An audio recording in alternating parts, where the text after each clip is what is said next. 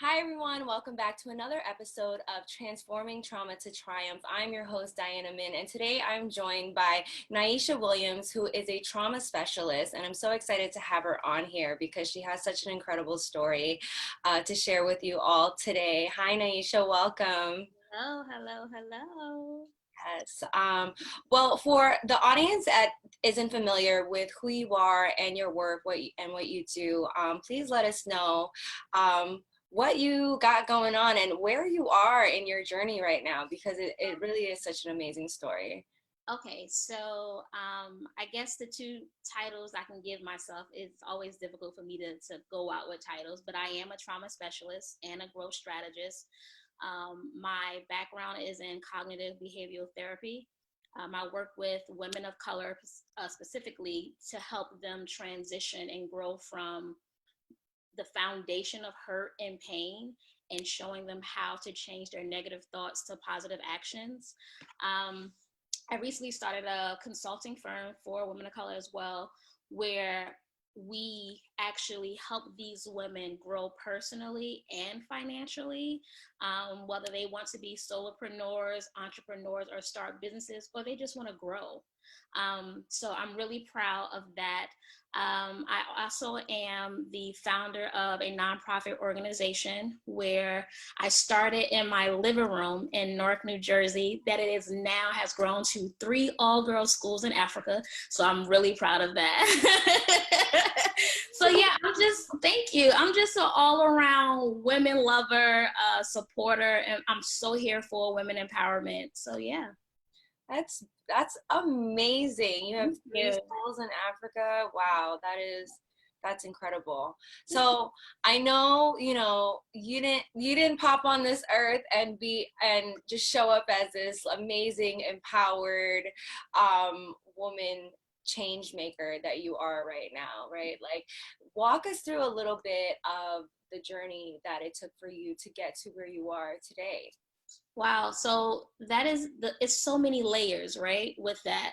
Um, I was actually born into trauma. You know, that there is this genetic coding that is passed down from generation to generation to generation. And unfortunately, yet fortunately, that was something that was given to me in utero. My mom had me at the age of 14. My father was 18.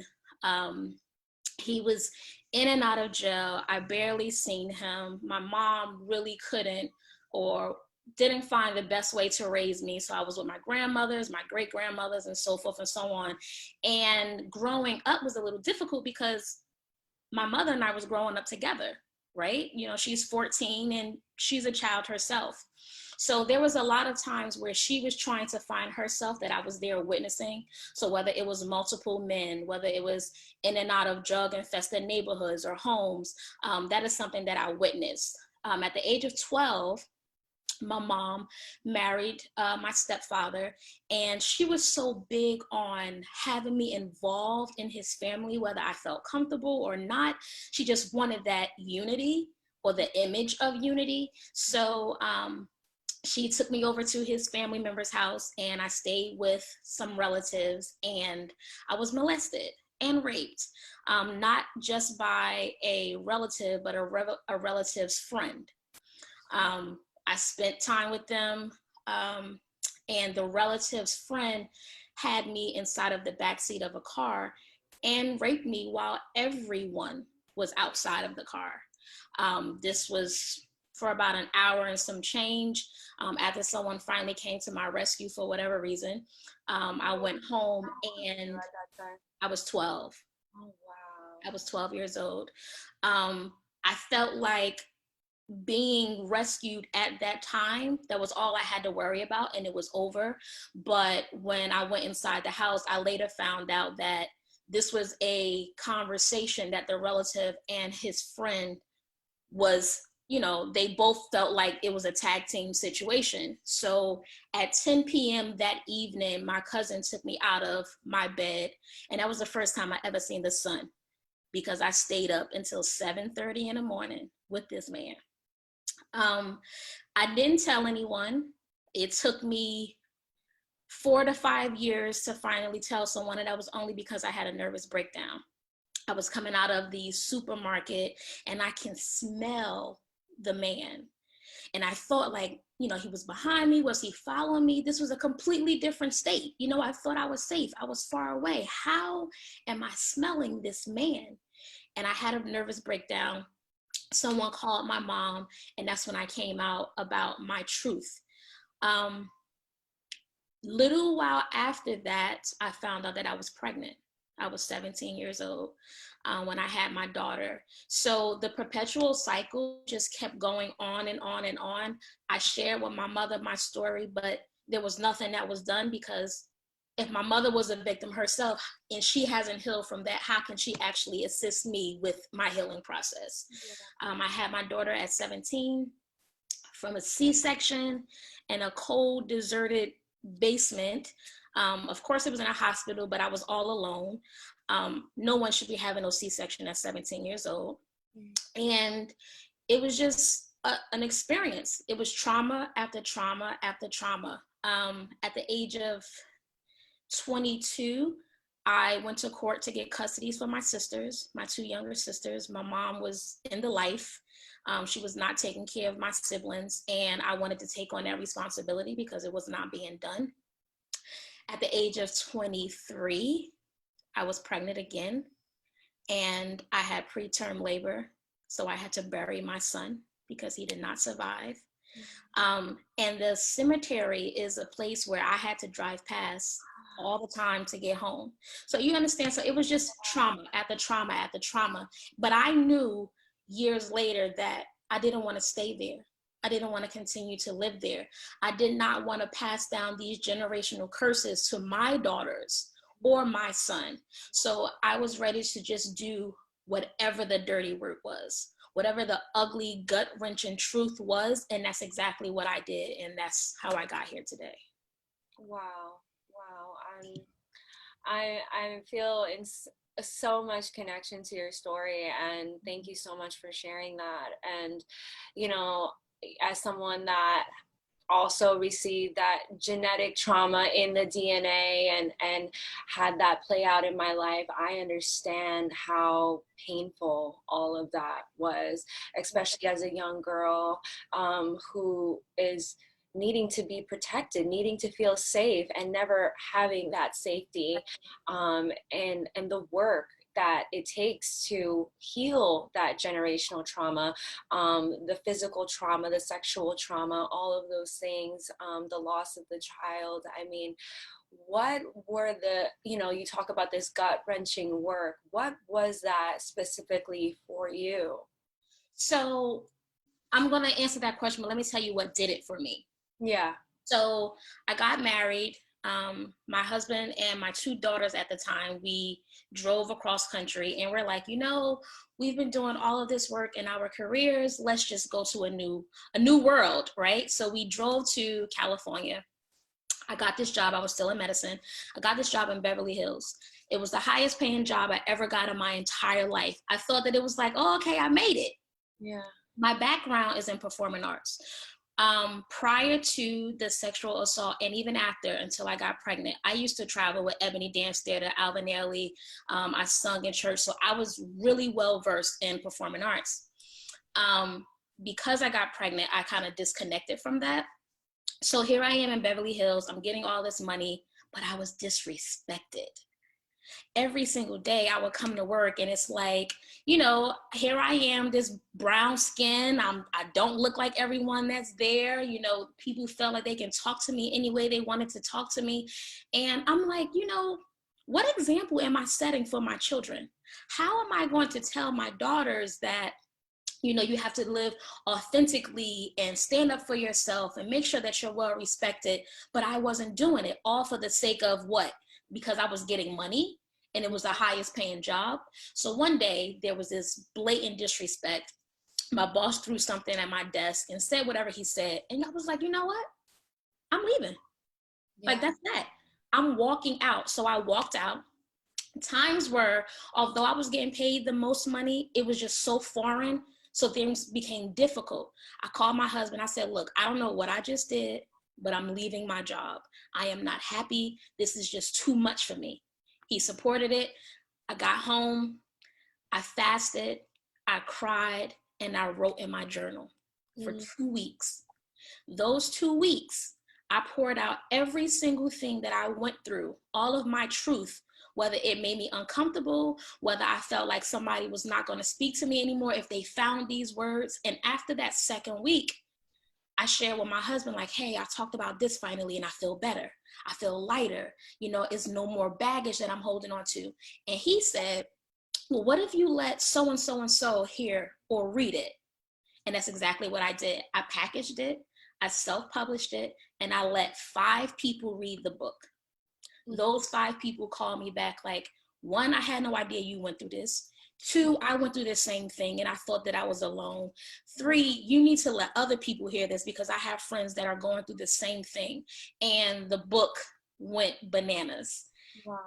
And I started, you know, sending it out to everyone, and people started reading it. And then it transpired to something big than I ever could have imagined, only because I had the courage to tell my truth. Yeah. Yeah. So, Wow. you know, just making that decision to finally stand up for myself, because as victims, or, you know, people who have experienced assault, we feel like our voices are gone. We feel like our voices are stripped. No one wants to hear us. Nobody came to protect us. Nobody, you know, so that lasted for so many years. And I'm like, what do I want to leave? What legacy do I want to leave? Why am I still allowing this to happen? Yes. And it took me to face my truth. And that's what my healing process started. Yeah. Wow. I'm just like, I have goosebumps just listening to your story. I mean, you know, I completely, you know, relate and agree that it takes, you know, the courage to accept yourself in your journey, Right. you know, before you can have anybody else accept your truth. You have to accept your truth, and it's hard because, like you said, as victims we do blame ourselves, you know, we are very ashamed, you know. It is something very something that we want to forget about, right? Something that we don't want to face until we finally take that long look in the mirror, whether it's journaling, whether it's, you know, however you do it, therapy, and to really start to face like your shadows and all of these aspects that have occurred in your life. Can we start to heal it, you know? And in my spiritual world we call this a purge, you know what I mean, to really purge it out of your being, because what it is, it's poison. It's poison. It sits in our bodies, it sits in our minds and our spirits, and it infects everything else in our lives, you know, and it continues to, you know, breed more poison in our interactions and our relationships, into our children, into our jobs, whatever it is, until we start to really go within and identify that poison and begin to pull it out of our being, and start to really heal it and allow the body, the mind, the spirit, the soul to start healing. And it sounds like that book, you know, your journaling was the beginning of such an incredible journey of healing. And you know, I think it's so beautiful, because with people that are healing themselves, not only do you get to heal yourself, but now through this process you have helped other people heal. Right. Just by sharing your own truth, and by being courageous enough to bear your soul out into this publication. That's amazing. That is amazing. Thank you. Yeah. So then what was the journey after? So you just self-publish it and then it just was out there? Right. Wow. I self-published it. It sold a lot of copies. I want to add this because it's pretty full circle for me. Yeah. When my book was released, my paternal grandmother called me, and she basically denounced the relationship. She said, because you said this, don't ever call me again. This is the end of our relationship. What you said is a lie. Like, hung up the phone, and that was the last time I spoke to my grandmother. Years went on, and because she's like the matriarch, you know, what she wasn't doing, everybody else followed. So there's no cousins, there's no aunts, there's no uncles speaking to me on the side anymore. So fast forward to 2 years ago, my grandmother was diagnosed with cancer. And I did not want to live with the shoulda, coulda, wouldas, right? I haven't spoken to you in ages, but this right here is serious. So I'm going to fly across country to your house. Even if you don't speak to me or hug me, I'm going to give you that. Now, this only had to come after I started to heal, right? Yeah. Because it goes into the fact of forgiveness, and you have to heal before you start trying to forgive. So I went to my grandmother's house and I gave her a hug, and she hugged me immediately. Didn't say anything, but she hugged me back. I sat down on the couch. She sat right next to me, and my grandmother did not stop talking to me till that day. My grandmother was admitted in the hospital. She called me. She said, Nyeesha, I need you by my side.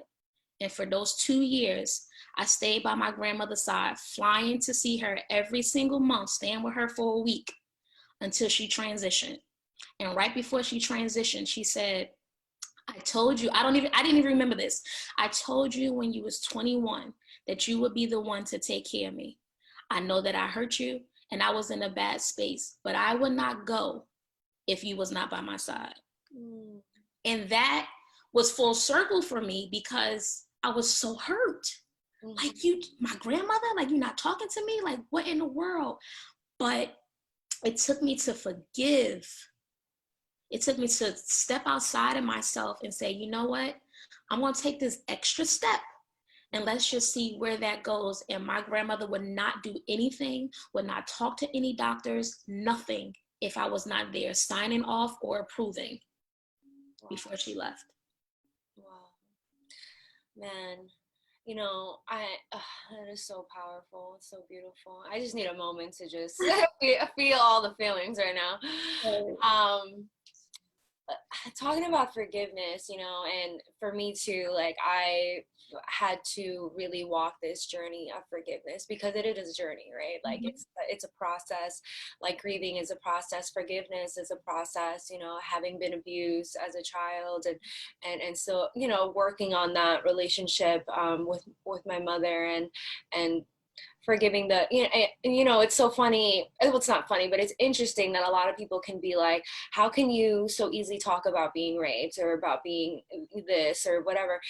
And it's like, because I've done the work to heal it, and I forgive the person, right? I forgive them in their ignorance, in their pain, in their trauma, whatever it is, and understanding these deep soul contracts that need to happen in order for me to be who I am now. And I don't hold that resentment, because again, that's that poison, right? And through the forgiveness process is part of that healing process. And God, it is a challenging journey to walk. Tell me about your journey of forgiveness and how what that was like for you. And what are some things that the audience, if they're in a place right now of needing to heal and forgive, what are some things that you can share with them that would be helpful? So there's so many relationships where I had to do the work on forgiving. The most important was forgiving myself. I had to learn how to forgive myself before anything, right? I had to learn to forgive my mother, because me and my mother's relationship has been broken from the very beginning since she delivered me. Whether, you know, that was something that she wanted to acknowledge or not, maybe she felt like, you know, I was the reason on why her life was stagnated or whatever. I had to forgive my father for making the conscious decision to get my mother pregnant, but then leaving me. I had to forgive my husband because there were times of infidelity. I had to forgive my grandmother. You know, there are so many different people, but I'll use those to be exact. Now, what I learned when it comes to forgiveness, a lot of us choose to not forgive because we believe that when we forgive, it's a gift that we're giving other people versus a gift that we need to give ourselves. And once I learned that and realized that forgiveness is not for the culprit, it's not for the other person, but it's for me and how it's going to help me transform, that's when everything changed. You know, and then empathy is also important. How did I expect my mother or father to show up for me when they didn't even know how to show up for themselves? You know, and we do put a lot of pressure on these individuals based off of the titles. Well, you're my mother, so you're supposed to do this. Or you're my father, or you're my grandmother. But before there was any of that, they were their own selves. They were their own individuals with their own traumas, and they're probably not even understanding how to process theirs. So stepping outside of myself and practicing empathy was something that was, one, very difficult, because there's so many emotions attached to that, but two, it was definitely needed. So my journey, if anyone had to listen to, I when I speak on forgiveness, it's coming from every different layer. You know, here I am, I'm saying I do to my husband, for better or for worse, but then you hurt me. You hurt me and you break my trust. But here it goes again with empathy. What have you seen in your life? What was the representation of men in your home? How was your mother? You know, so what was your expectations for your wife? And once I had to tackle that and start communicating effectively, I started to see the other side that I refused to see based off of only emotion. Yeah, yeah. It's really selfless. You really have to be selfless in the act of forgiveness. It is. It Yeah. is.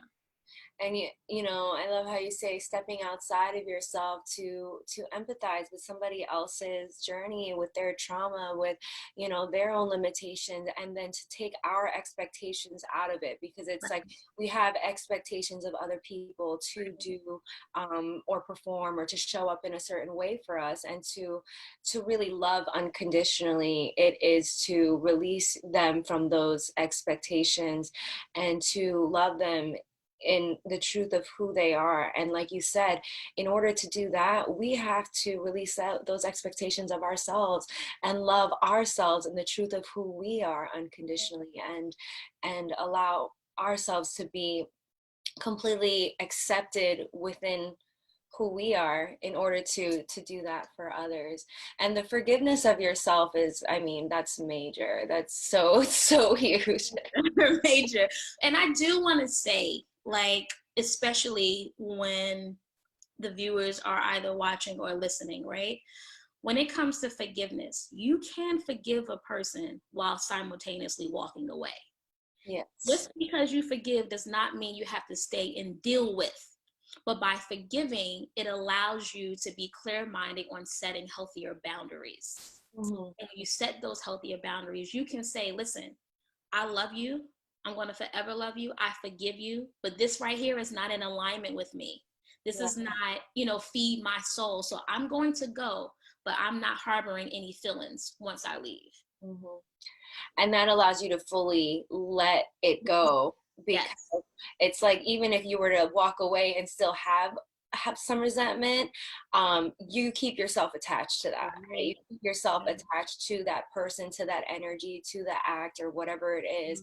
And through forgiveness, you actually are able to cut those cords that hold you back, that tie you back to that past, and free yourself from that, you know, entanglement of energy or emotion or pain or whatever it is. So you also wrote a book on forgiveness? I did.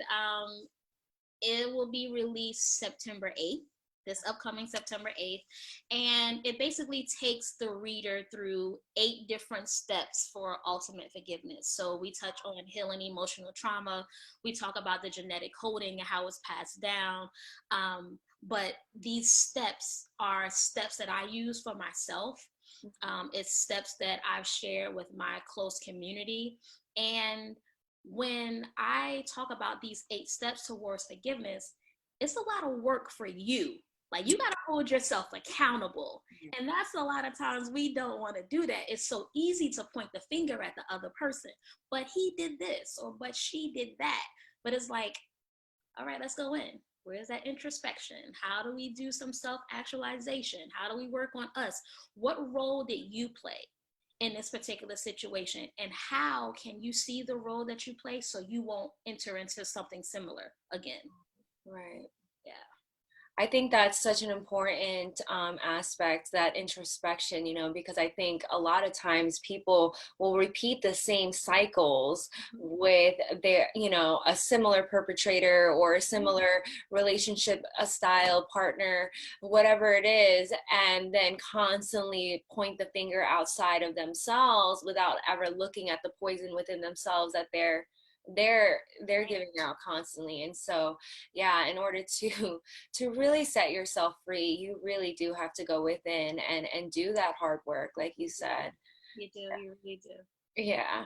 Well, Nyeesha, your story is so incredible. I could literally talk to you all day, and I'm so grateful to have gotten connected with you through this platform, and I just know that like your light is going to continue to shine and to impact so many people, because I can feel that you truly work from your heart and you really come from a place of deep unconditional service, and you've walked the path, and it shows, it just shows. So yeah, I'm super grateful to know you, and thank you for sharing your journey with us. What is something that you're sharing with our audience today, specifically for them? Because I know you had a gift that you were going to share. I do have a gift. On this journey of to forgiveness or on healing, it's an everyday journey, right? I am really big on affirmations, Yeah. and speak what you want to become, speak it to yourself. So I created this digital journal where I give you 90 days of affirmations and challenges.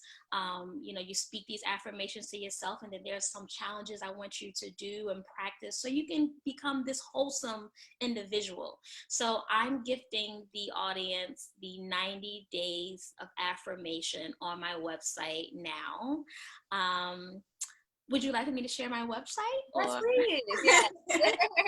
you can go to my website. It is my name, NyeeshaWilliams.com.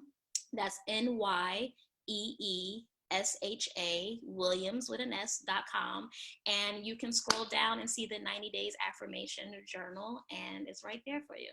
That's amazing. Thank you. I mean, that is something that is going to be so helpful, because I think that some people don't know where to start, right? And it Right. really just starts with how you speak to yourself and what you're speaking into your life. And 90 days is the minimum amount of time in order to start new habits, to implement new patterns in your life. So yeah, it's perfect. Thank you.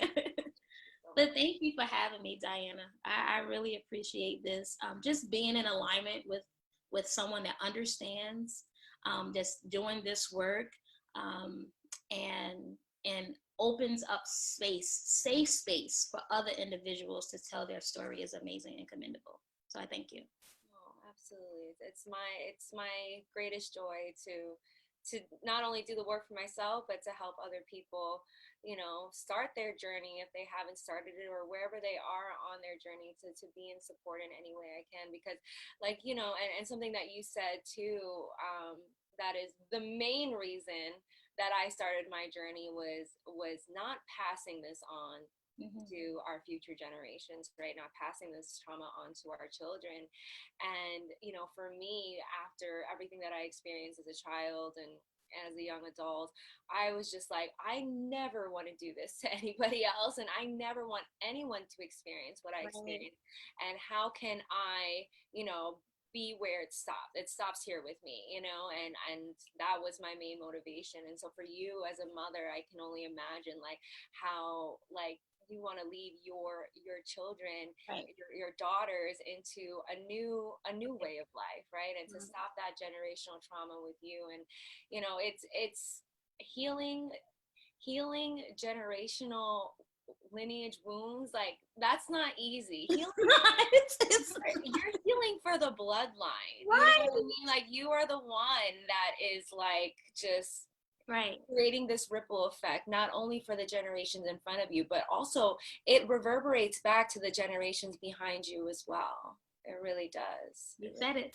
Yeah, it takes a strong warrior to really take on this task. So I I see so much of myself in you, and you know, we're just beautiful reflections of each other. So thank you so much.